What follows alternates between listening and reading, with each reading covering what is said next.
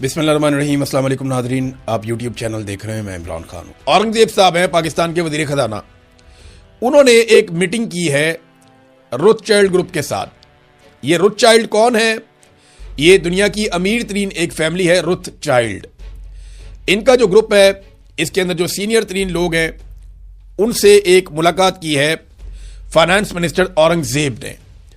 और इनकी टीम से मुलाकात करके जो प्लान सामने लाया गया है वो ये है कि पाकिस्तान को री एंटर किया जाए ग्लोबल कैपिटल मार्केट्स के अंदर। ये मामला क्या है, ये लोग कौन है? देखिए, अगर आज इमरान खान की हुकूमत होती या कोई भी ऐसी हुकूमत होती जिसे पाकिस्तान की मिलिट्री एस्टेब्लिशमेंट पसंद ना करती तो रोले पड़ जाने थे कि यहूदियों के एजेंट बन गए, यहूदियों को बेच दिया, मुल्क फारिग कर दिया। रोथस्चिल्ड कौन है, थोड़ा सा बैकग्राउंड मैं आपको बताता हूं। 16वीं सदी ईस्वी में जर्मनी का एक शहर है फ्रैंकफर्ट, वहां से इस खानदान का आगाज होता है। रोथस्चिल्ड इसका आज पूरी दुनिया में एक मशहूर नाम है इस खानदान का। इन्होंने बैंकिंग की बुनियाद रखी थी, जो जदीद बैंकिंग है। उसने अपने 5 बेटों को मुख्तलिफ दुनिया के जो यूरोप के बड़े बड़े ममालिक हैं, उनके बड़े शहरों के अंदर अपने 5 बेटों को इसी कारोबार में उसने लगाया था। और शुरू में इन्होंने फ्रैंकफर्ट में, पेरिस में, लंदन में, वियना में और नेपल्स में, हर जगह पे इन्होंने कारोबार शुरू किया। ये हाउसिंग का काम करते हैं, हथियारों का काम करते हैं, माइनिंग का, बैंकिंग का, एनर्जी का, फूड्स का, इंजीनियरिंग का, इंटरटेनमेंट का, क्लब्स का, क्रिप्टो का, शराब का, मवासलात का, टेक्नोलॉजी का, आलमी मालियाती कारोबारों में हर तरफ ये खानदान शामिल है। ये खानदान इतना ताकतवर है कि ये पहली और दूसरी जंग अजीम के बीच में या उससे आगे पीछे के टाइम में ये मुमालिक को कर्जे देते रहे। इनके पास इतने बड़े पैमाने पर सरमाया था। तो ये एक खानदान है जिसने इसराइल को भी खड़ा किया था। इसराइल जब बना ना, तो उससे पहले एक बहुत बड़ा मुआहदा है जिसको तारीख के अंदर हमेशा याद रखा जाएगा। वो बाल्फोर डिक्लेरेशन है। एक डिक्लेरेशन है, बाल्फोर डिक्लेरेशन। ये जो डिक्लेरेशन है, ये आर्थर जेम्स बाल्फोर ने लिखी थी। और ये एक डिक्लेरेशन जो भिजवाई गई थी वो रोथस्चिल्ड फैमिली के उस वक्त के सरबराह लियोनल वॉल्टर को भेजी गई थी। लियोनल वॉल्टर, इसको ये भेजी गई थी डिक्लेरेशन, और ये लिखी थी बरतानिया के वज़ीर ख़ारजा ने। और इसके मुताबिक बरतानिया ने यह फैसला कर लिया था या ये डिक्लेयर कर दिया था कि फ़लस्तीन के अंदर यहूदियों की आबादकारी होनी चाहिए और उन्हें वहाँ जगह मिलनी चाहिए। सबसे पहले जो रोथस्चिल्ड फैमिली है, इनके पास क्योंकि बहुत ज़्यादा पैसा था, तो इन्होंने बेशुमार ज़मीनें खरीदी फ़लस्तीन में, और वो ज़मीनें खरीदते गए और वहाँ पर यहूदियों की आबादकारी होती गई। फिर एक एक करके यहूदियों के काफिले वहां पे पहुंचना शुरू हुए और बड़े पैमाने पर वहां आबादकारियां हुई। तो इसराइल की बुनियाद के अंदर ये फैमिली रोथस्चिल्ड शामिल है। और जितना इन्होंने इसराइल को सपोर्ट किया है और आज तक कर रहे हैं, कमाल सपोर्ट है सह्यूनियों के साथ। यानी यहूदियों में 2 तरह के तबकात हैं। कुछ ये समझते हैं कि रियासत नहीं बनानी चाहिए, इसराइल गलत है, वो नहीं बनना चाहिए था। कुछ ये समझते हैं कि नहीं, बिल्कुल ये बनना चाहिए था। तो सह्यूनियों का ये मानना है कि ठीक है। तो ये इन्होंने बहुत सपोर्ट किया रोथस्चिल्ड ने, और अब ये पाकिस्तान के साथ मईशत के मामलात को देख रहे हैं। तो इसका मतलब फिर आप समझ जाएं, यानी मुझे बज़ाहिर ऐसा दिखाई देता है कि इसराइल अब अपने फाइनेंसर्स के जरिए से पाकिस्तान को इस बात का यकीन दिला रहा है कि हम आपकी मईशत को भी संभालेंगे। यानी अब पाकिस्तान की मईशत को संभालने के लिए जो दिखाई दे रहा है इस मुलाकात के बाद, वो ऐसा है कि जो इसराइल के सपोर्टर्स हैं या जो खुद इसराइल के बनाने वाले हैं, वो अब पाकिस्तान को इस भंवर से निकालेंगे जिसपे पाकिस्तान मईशत में फंस गया है। ये अगर देखें ना, एक डेवलपमेंट है ना, एक इकोनॉमिक डेवलपमेंट है। मैं इसको ऐसे रिपोर्ट कर रहा हूं और आपको इस फैमिली का बैकग्राउंड बता रहा हूं। मैंने किसी पे कोई इल्जाम नहीं लगाया, लेकिन इंटरेस्टिंग बात यह है कि अगर आज पाकिस्तान की मिलिट्री एस्टेब्लिशमेंट के मफाद के खिलाफ कोई हुकूमत होती तो उन्होंने पाकिस्तान में आग लगवा देनी थी। मौलवी सड़कों पर होते, मजहबी इंतहा पसंद हर तरफ से निकल आते, यहां से फलाना फतवा आ जाता। अब कोई मौलवी नहीं बोलेगा, मुफ्ती मुनीब आप देखेंगे कोई स्टेटमेंट नहीं है। आप देखेंगे जो और दीगर मुफ्तियान है बहुत बड़े बड़े पाकिस्तान में, किसी का कोई स्टेटमेंट नहीं आएगा। कोई नहीं कहेगा कि आप रोथस्चिल्ड के साथ आपने मुलाकात क्यों की, आप उनके साथ कौन से मालियाती मामलात कर रहे हैं। देखिए, ये खालिसतन मालियाती मामलात हैं। आप जो बाकी पैसा लेते हैं वो आप किन से लेते हैं? वर्ल्ड बैंक कौन है, IMF कौन है, और बाकी लोग भी ऐसे ही हैं। लेकिन किस तरीके से पाकिस्तान में इन चीज़ों को मैनिपुलेट किया जाता है, किस तरीके से पाकिस्तान की मिलिट्री एस्टेब्लिशमेंट नफरत को बेचती है और उसको इस्तेमाल करती है, ये हमने हमेशा देखा है।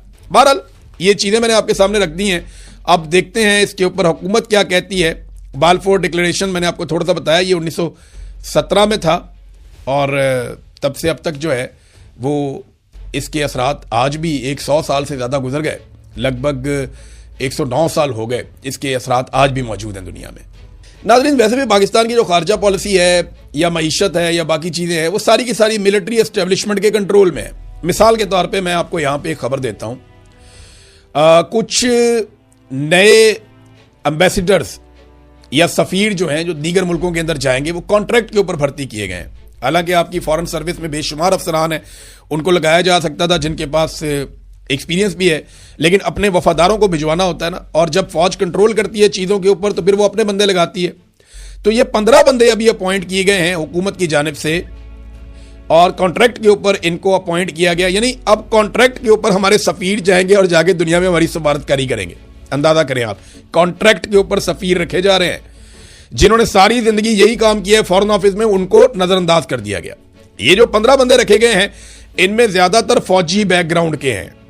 यानी इनके अंदर बहुत सारे नाम है फौजियों के, मैं क्या नाम लूं, लेकिन आपको मैं मुल्कों के नाम बता देता हूं। नाइजीरिया के अंदर एक जा रहा है, एक जो है वो जॉर्डन में उर्दन में जा रहा है, एक जो है वो तुर्कमानिस्तान में जा रहा है, एक जो है श्रीलंका में जा रहा है, एक सीरिया में जा रहा है, शाम में, और इसी तरह एक और फौजी ऑफिसर जो है वो जा रहा है वियतनाम में, एक कतर में जा रहा है, यूक्रेन में भी एक फौजी ऑफिसर ही है रिटायर जिसको भिजवाया जा रहा है, और इसके अलावा मालदीव्स के अंदर जो है वो एक रिटायर ऑफिसर जो है वाइस एडमिरल, उनको भिजवाया जा रहा है। शानदार जगह है मालदीव, और नाइजर के अंदर भिजवाया जा रहा है। अलग अलग मुल्कों के अंदर ये तकरीबन 15 ममालिक हैं, वहाँ पे ये अब सफ़ीर भिजवाए जा रहे हैं, और उनमें ज़्यादा लोग वो हैं जो मिलिट्री ऑफिसर रिटायर्ड है। तो पूरी तरह से जो पाकिस्तान की खारजा पॉलिसी है वो कंट्रोल में चली गई है पाकिस्तान की मिलिट्री एस्टेब्लिशमेंट के, और ये सियासतदानों के लिए एक बड़ी नाकामी है। अगर फौजी बनाएंगे खारजा पॉलिसी और मईशत की पॉलिसी और दीगर इंटरनल पाकिस्तान के मामलात में, सियासी मामलात में मुदाखलत करेंगे, तो पाकिस्तान कभी भी आगे नहीं बढ़ेगा। 4 कदम आगे बढ़ेगा तो 8 कदम पीछे आ जाएगा। आपको कभी कभी दिखाई देता है पाकिस्तान आगे जा रहा है, अच्छा भी लगता है, लेकिन फिर पाकिस्तान पीछे आ जाता है। वजह यह है कि इनकी पॉलिसी के अंदर कभी भी वो अक्ल और फहम नहीं होता जो एक सियासतदान की पॉलिसी के अंदर होता है।